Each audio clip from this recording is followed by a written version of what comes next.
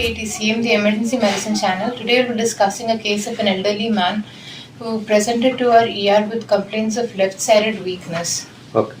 So there was this 80-year-old male who presented to our ER with complaints of acute onset of slurring of speech at around 4 o'clock in the morning, along with left-sided weakness with angle of mouth deviation to the right side. He woke up to get to the bathroom and he knows the exact time of onset as 4 o'clock. And he presented to our ER within 2 hours. So the onset to the arrival time was within 4.5 hours. Okay. And considering left-sided weakness and angle of mouth facial asymmetry, stroke within window was our first DD. So in our initial 10-second assessment, patient was drowsy but he was arousable. Airway-wise, a patient had patent airway with no increased secretions seen, no C-spine tenderness noted. Breathing, he had air entry to be bilaterally equal. Respiratory rate was 19 cycles per minute, maintaining a saturation of 98% in room air. Circulation-wise, he had a blood pressure of 190/90 and pulse rate was 82 beats per minute with all peripheral pulses being palpable. And rate was rhythm. Rhythm was regular in nature. So disability wise, he had GCS of E3, V5, M6. Pupils were both bilaterally reactive to light and symmetrical, 2.5 mm in size. Exposure wise, he had a temperature of 98.6 degree Fahrenheit with a GRB blood sugar levels of 121 milligram per deciliter. And because this patient was suspected to have acute stroke, we did not really do anything about the blood pressure despite the fact that it was higher than the normal range. So in our then the adjuncts we used ECG. ECG had sinus rhythm with no significant STT changes and only left axis deviation with a heart rate of 82 beats per minute. And GRBs we'd already checked. So without further delay, we sent the patient for a neuroimaging. NIHS score was taken and within 10 minutes, patient was assessed clinically. He was found to have facial asymmetry with angle of mouth deviated to the right side, with left-sided weakness with power being 3/5 on both upper limb and lower limb. Tone was decreased on the left side, but bulk was good in all 4 limbs, and extensor response was seen in the plantar response. Okay. Then deep tendon reflexes were present, 2+ in all the 4 limbs, and cerebellar signs could not be assessed. Patient was drowsy, and our NIHS score, that is the stroke assessment score, that came up to be 15. And air entry was bilaterally equal, chest was clear, and heart rate was S1, S2 was heard with no with normal regular rhythm.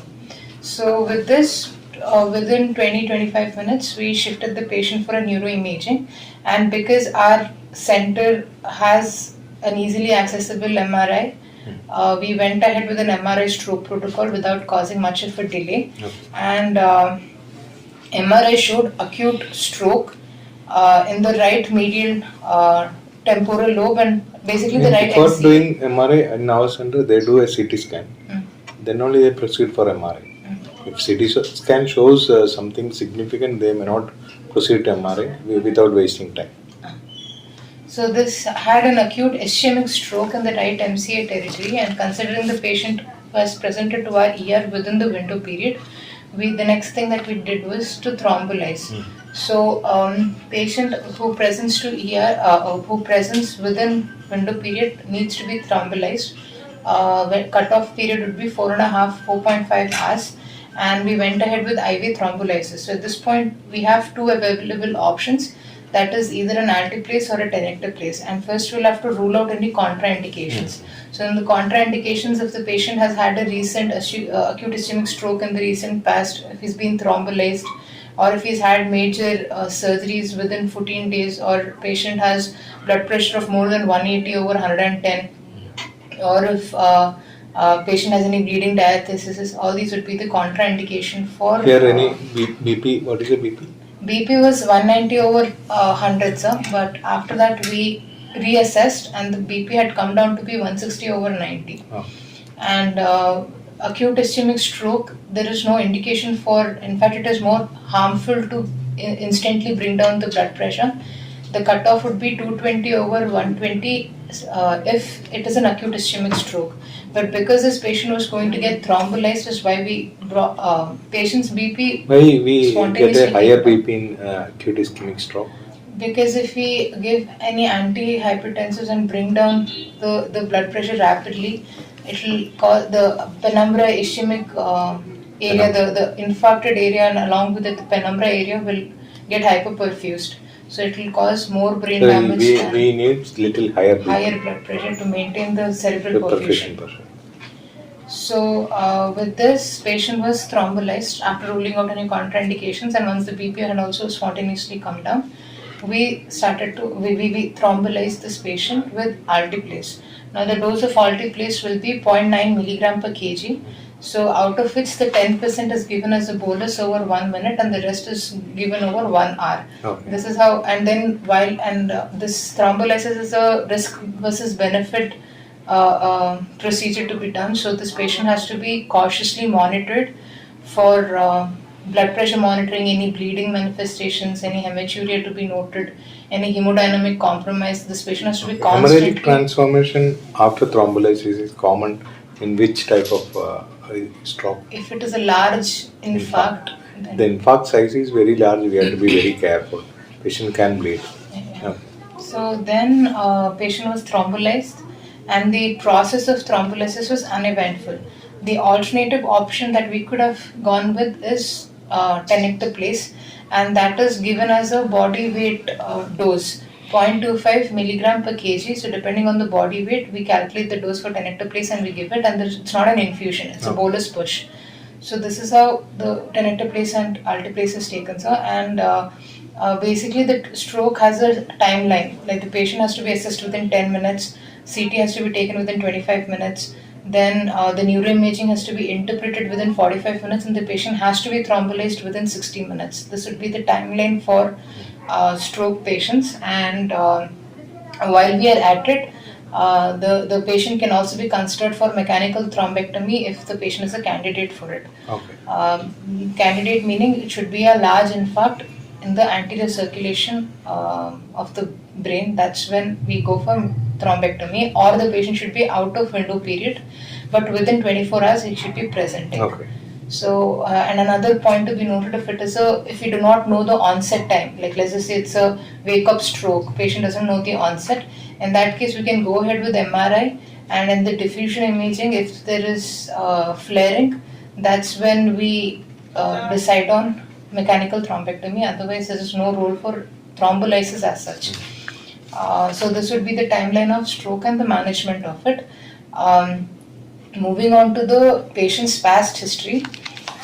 In the past history, patient is known to have multiple comorbidities. He has a coronary artery disease with a double vessel disease and has had ACS in the past twice. Along with this, he also has mitral valve prolapse with mitral regurgitation and paroxysmal AF. He roughly has about 5 to 6 episodes in a span of about a year. And coagulation was not, oral anticoagulants was once started in the previously, but patient developed bleeding. That's how that was stopped. And hypertension along with this, and diabetes along with this, dyslipidemia, BPH, and amiodarone induced hypothyroidism. Okay. In the past, along with this, the other like hiatus hernia, other minor comorbidities he's had. So this patient. In that, what are the risk factors for atrial fibrillation? Whatever you told. What are the atrial fibrillation, either a structural heart disease can cause, mitral valve prolapse can cause. Mitral valve prolapse will not produce. Mitral valve MR can produce. MR with left atrial dilatation can produce atrial fibrillation. Ischemic heart disease. Heart disease. Dyslipidemia. Dyslipidemia as such will not produce atrial fibrillation. Dyslipidemia induced coronary artery disease. Hypertension can produce atrial fibrillation. So hypertension, coronary artery disease, mitral regurgitation, all these things are risk factor for atrial fibrillation. That which may be the reason? Coronary artery. Blood pressure. No, coronary artery disease. No, here it is a recurrent atrial fibrillation. So MR, if it is producing atrial fibrillation, most of the time it is a continuous atrial fibrillation, persistent, because we cannot change the structure. Okay. Even hypertension also, most of the time it is also structural damage producing atrial fibrillation. Coronary artery disease is one condition which can present as whenever there is ischemia, patient can develop atrial fibrillation. Hypertension also like that. Sometimes high BP can produce atrial fibrillation, but MR normally produces atrial fibrillation that is persistent. Unless until you treat that cause, it will not come down. So here mostly it is ischemic heart disease. So then this patient was taken after thrombolysis. Patients on reassessment, patient had a normalization of power. Okay. It had become 4 plus on 5, both on the left and upper. A rapid recovery occurs normally in embolic stroke, than in ischemic stroke, because ischemic stroke will take some time to resolve that problem. But here it is thrombolized, so there is a chance for that. Natural recovery is common in embolic stroke than in ischemic stroke. So, patient had an improvement with thrombolysis. His facial asymmetry had resolved, and power had increased to 4 plus on the left side, both in the upper limb and the lower limb. And after thrombolysis, patient was taken for a CT/CT angio at a later time, and CT/CT angio showed no intraparenchymal axial bleed. But next day when it was repeated, it showed hemorrhagic transformation in the right occipital lobe, right medial temporal lobe, and right thalamus and right crus. Any clinical finding on during that phase? Clinical finding meaning? Means patient develops bleed, whether he had any seizures or increasing weakness, anything? Nothing of that sort. It's a clinically insignificant bleed. But neuroimaging wise, radiologically he had that is correct. hemorrhagic transformation. So and anti-edema measures were started. 3% saline was initiated, and is there an edema surrounding the bleed? There was an edema. Okay. Yeah, there was an edema in the right medial temporal lobe and thalamus areas. Okay. So is there any brain atrophy in this patient? CT or MRI? It isn't mentioned in the report, sir. It is not mentioned. Okay. So, nothing. Person, what is the age of the person? 80 years. 80. 80 years normally they have some brain atrophy. Actually, that is a good sign. Not a good sign. It's a good thing for a bleed or space occupying pattern, because brain can expand. That even if there is a space occupying bleed, it can push the brain to that degenerated area. So that patient may not have clinical finding. So the same thing happens in a young boy or young child. They have more clinical symptoms because they don't have space in the cranial cavity. Yeah. So this patient, following this, the patient was given a proper 30-degree head elevation, and then along with this, anti-edible measures were started where 3% saline and sodium was monitored every 6th hourly. And what should be the target sodium?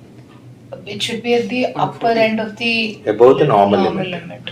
145 to 150 should be the range. You have to keep it near to the 145 range. Okay. We may not be able to keep always above the like range given in textbooks. We have to keep somewhere around 145 and above. And then bedside echo was done, sir, and that only confirmed the previous findings of mitral valve prolapse and MR. There is no RWMA seen, and patient LV was good with normal ejection fraction. What type of echo is recommended in atrial fibrillation, suspected atrial fibrillation induced stroke? Esophageal, transesophageal. Well, that only will pick the intramural thrombus. Okay. Other bedside echoes like this may not pick up. No. So then while we were giving him management, then the patient was started on aspirin and globulin. Dose of aspirin? Sorry, sir? Dose of aspirin? Aspirin, if it is a loading dose, we'll give it as 150 mg. Loading dose is 300. Okay. And then we can, if you're using dual antiplatelets, then 75 of Post-event aspirin, what is the 150. dose? 150. 150. 75 is pre-event. When you have a risk factor for stroke or myocardial infarction, aspirin is continued as 75. Post-event it is 150. Clopidogrel 75. 75. Okay. And then statins will be used for What blood. statin was started? This patient was on atorvastatin. Dose? 40 mg. Loading dose would be 80 mg. Okay. Let's continue on 40 mg. Okay. So this was given, and then the patient was initiated on dual antiplatelets, and according to the recent studies, like say low molecular weight heparin and heparin are not contraindications even if there's a hemorrhagic transformation. Okay. Patient can be just closely monitored, and anticoagulation of that sort can be started. So this patient was started on a low molecular weight heparin of 0.6 ml subcutaneous, but only OD dose was given. Okay. And then what is the creatinine of this patient? Creatinine was normal. Normal. The creatinine is important for low molecular weight heparin. It can cause renal. It can, the dose, retention of the drug can occur.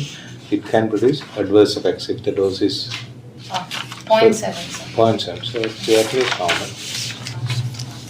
So this patient was started on this, but during his stay in the ICU, patient developed AF. Okay. And AF is fast ventricular rate. What was the rate?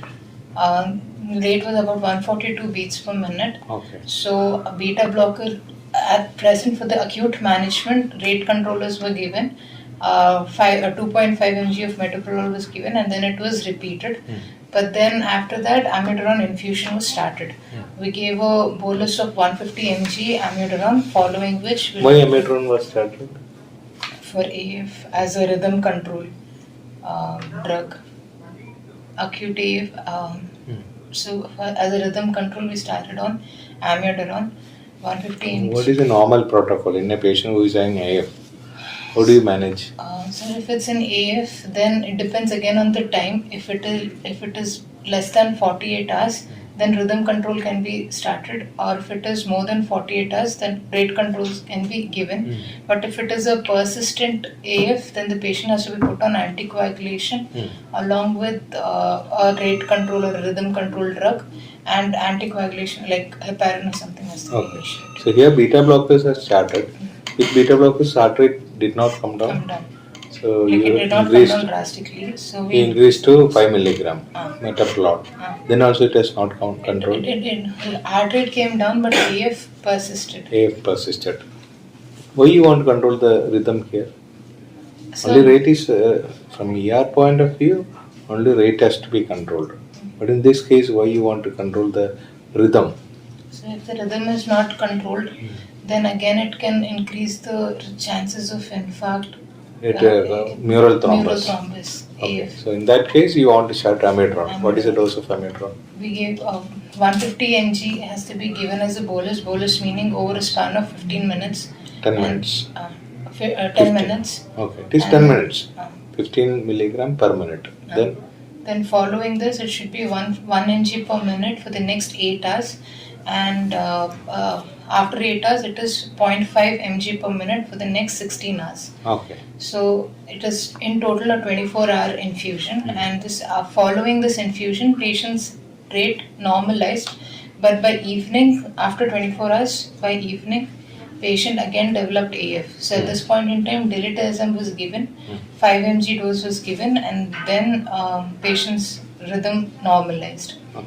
So before giving diltiazem, you need to know something from the heart point of view. What you should know? Diltiazem is contraindicated in some conditions in atrial fibrillation. What you are given, first one, beta blocker, that was given. Now after 24 hours, you are giving diltiazem. So what are the prerequisites for giving diltiazem? Or some conditions you should avoid diltiazem, some conditions you should avoid beta blocker. Both drugs are very good drugs. WPW syndrome, where both drugs are contraindicated. WPW syndrome, both drugs are relatively contraindicated. Try to avoid if you are not an expert. Okay. But in a patient who is having cardiac failure, A cardiac failure, both drugs are again contraindicated in cardiac failure. But even if there is a mild failure, avoid calcium channel blockers. Beta blockers are still continuing, can be given. But this patient echo is done. It doesn't show any regional wall motion abnormality. So you can safely give both the drugs. But the problem with these three drugs, you are giving similar type of drugs. What can anticipate? it can cause block of AV junction and So can cause sometimes complete if you are heart giving block. this type of combinations like beta blocker, calcium channel blocker, rate limiting calcium channel, amidro, sometimes patient can develop complete heart block. How do you recognize complete heart block in atrial fibrillation? Sometimes all the three drugs can produce a drastic bradycardia, so it will be having atrial fibrillation with bradycardia. Sometimes it can go to complete heart block. How do you differentiate? AF with severe bradycardia, AF with a complete heart block. How do you differentiate? AF with severe bradycardia, still the RR interval will be varying. They will be varying. AF with the complete heart block, RR interval will be fixed. So whenever you have a patient who is having atrial fibrillation with severe bradycardia, you always see the RR interval. If they are fixed, then it is complete heart block. You have to be very careful. When you are giving this type of combination, patient can go to complete heart block sometimes. Okay. You have to be very careful. So mixing of beta blocker and calcium channel blockers are not a good strategy. Either go for only beta blocker with amidro or diltiazem with amidro. Mixing sometimes can create issues. Okay, but this patient has not developed. Okay.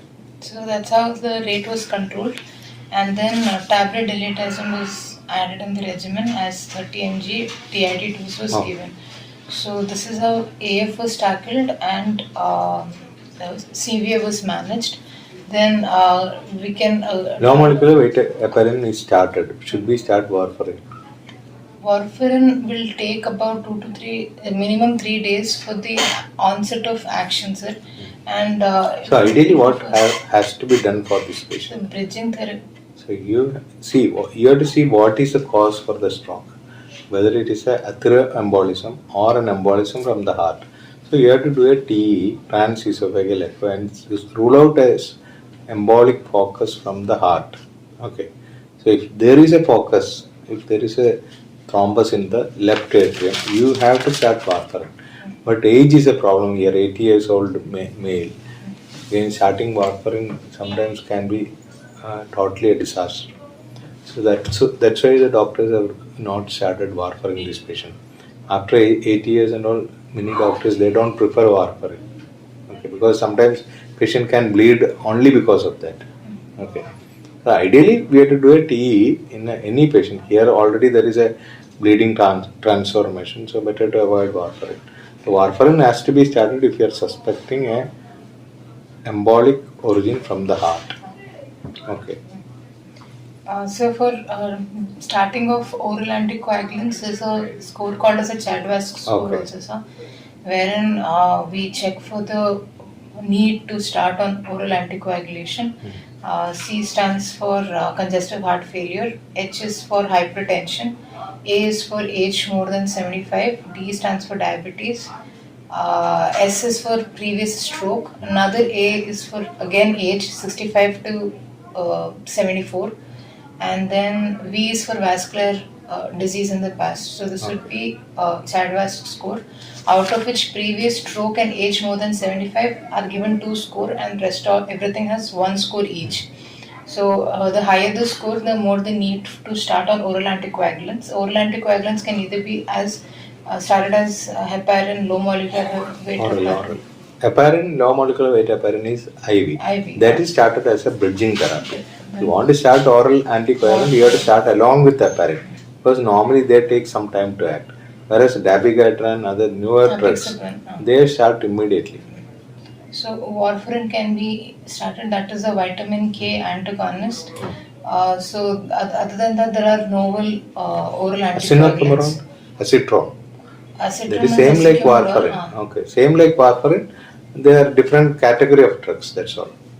Then in the novel oral anticoagulants, there is direct 10A inhibitors like dabigatran, rivaroxaban, apixaban can be started, or a direct thrombin. Is there any dabigatran. advantage of these newer drugs, novel drugs to vitamin K antagonist?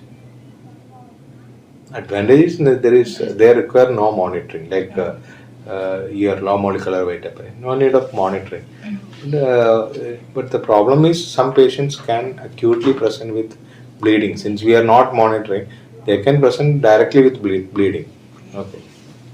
So if the patient's been started on warfarin, then to check for any bleeding tendencies, there's another score called as a Hasplit score, Okay. wherein we check for again any hypertension, abnormal renal or liver function tests, age, then labile INR. There's if a patient is on drugs or on alcohol, all of this will comprise of Hasplit score. Okay. So again, that will detect the tendency of the patient to bleed if the patient's on warf. So the patient has to be now kept on a regular follow-up and monitored in order to prevent. Okay, in ICU, what else you do? This patient DVT. is admitted. This patient is admitted to your ICU. He has got a lot of other comorbidities. He can develop a lot of issues. How do you monitor? Stroke you have managed. Atrial fibrillation you have managed. Then DVT prophylaxis. How do you do normally DVT prophylaxis? When patient has to be early movement of the leg. Movement is very important, not stockings. Stockings can be done, but they have lesser importance nowadays. Movement is very important. Somebody has to do, either patient has to move or you have to ask the physiotherapist or the paramedic to do physiotherapy, limb physiotherapy. Second thing, low molecular weight heparin or heparin you are already giving for stroke part. Then other complications. He is a diabetic. How you are monitoring the sugar? For sugar, sir. Hyperglycemia. He is a diabetic, no? Uncontrolled sugars. He was on OHAs, like metformin he was on, and now here in the ICU we changed it to short-acting insulin. That's actrapid insulin was started. Okay, insulin infusion or subcutaneous? The subcutaneous intermittent doses were given. Okay. So glycemic control was achieved like that, and we saw to that he did not go either into hyper or hypoglycemia. Okay. He is having high BP, hypertension. How do you manage this? Sir, in an acute setting, if at all the BP is way more than even in acute stroke and all, we give beta blockers, or even in nitrates can be started. Then calcium channel blockers like clinitipin, that can also be started, or a beta blocker like you are giving diltiazem. That is more than enough. Because here there are some conditions where the BP control can be done only with beta blockers and diltiazem or verapamil. That is atrial fibrillation. Atrial fibrillation with hypertension, the better choices are beta blockers and calcium channel blockers. Okay, can we start decoxin for this patient? Decoxin, right now the only indication is heart failure with AF. Okay, so there is no heart failure. We no need to start decoxin. Okay. So DVT prophylaxis, then along with that nutrition has to be taken care of, sir. Because initially, if at all, stroke patients can have swallowing difficulty, so risk of aspiration will be high, plus an elderly male. So patient has to be retaught how to swallow. Deglutition therapy, that has to be given. So before that, RT insertion has to be done, and only when the patient is able to conscious oriented and is able to take swallow food is when he has to be switched over to oral feeds as tolerated. Catheterization. Yeah, it's also very important. Catheterization, stool. These are the two important things most of the time we'll neglect. Okay, so catheterization has to be done because he's having stroke. Second thing, he has to pass stools. Okay, otherwise, what happens? If he develops constipation, what happens? Again, increase strain to the heart. Strain for defecation that can produce arrhythmias. Okay, so that's why most of the patients admitted with heart attack, stroke, whatever it is, you have to start drugs for laxatives. Okay, otherwise they definitely develop arrhythmias. Okay, during defecation. Okay. You have to be very careful. Anything? Anything else you want to add? Nothing. No? Okay. Thank you.